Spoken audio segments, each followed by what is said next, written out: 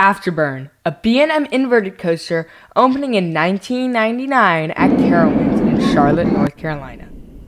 Afterburn features a track length of 2,956 feet, a total height of 113 feet, a top speed of 62 miles an hour, 6 inversions, and a duration of 2 minutes and 47 seconds.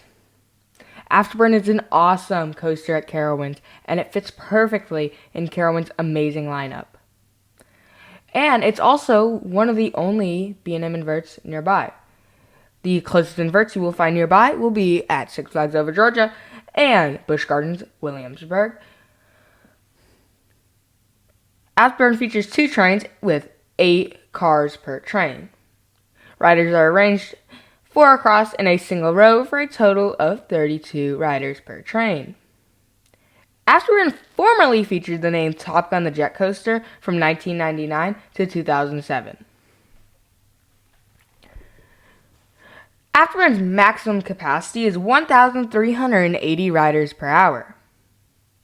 That is an awesome capacity for a roller coaster, but Afterburn rarely gets a line.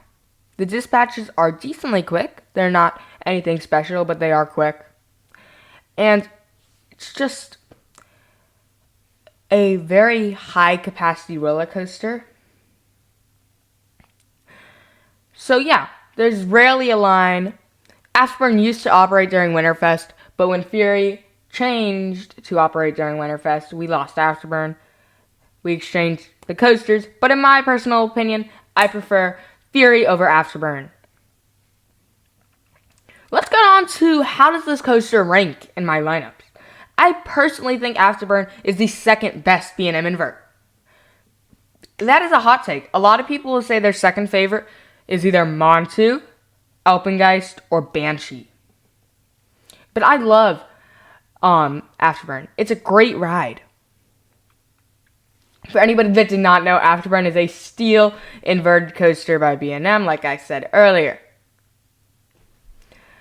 So let's give a little history on this ride.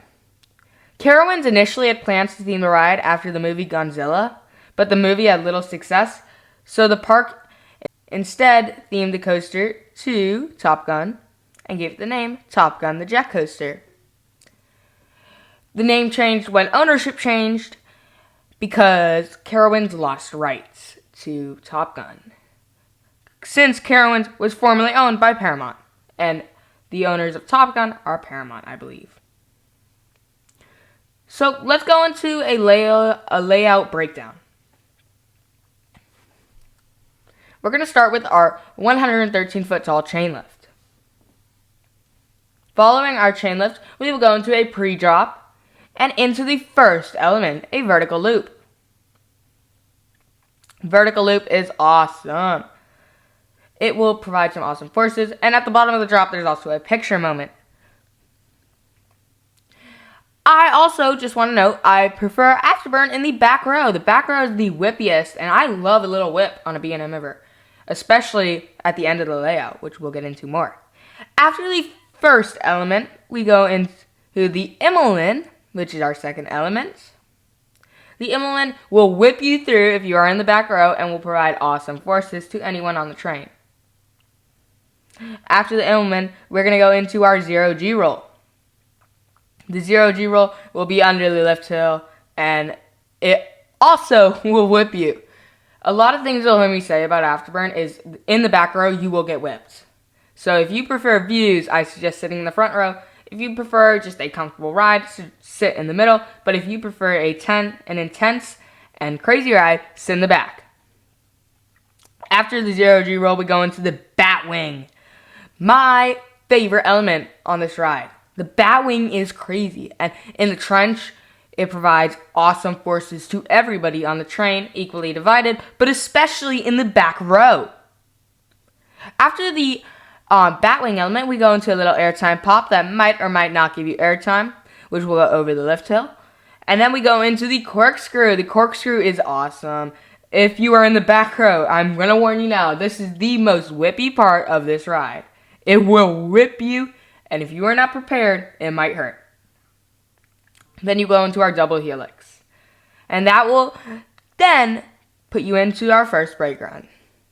Afterburn does not feature a mid-course. It features a brake run at the end of the ride that is extended into 2 segments.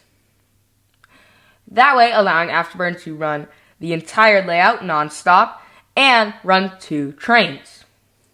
I love Afterburn for what it is. And also an update that recently happened last year in 2024, was they advanced the trains so they would park on the transfer track. As a person that cares about capacity and loading trains quickly, that was a huge plus for me on this ride. So, thank you for checking out this video. I personally do not think Afterburn is the world's best coaster. It's not even my second favorite coaster or in my top 5, but it might barely squeeze into my top 10. Anyways, that's going to wrap it up for this video. I hope you enjoyed. Thank you for watching. Make sure to subscribe, like, and share. And I'll see you next time on Carolina Coasters.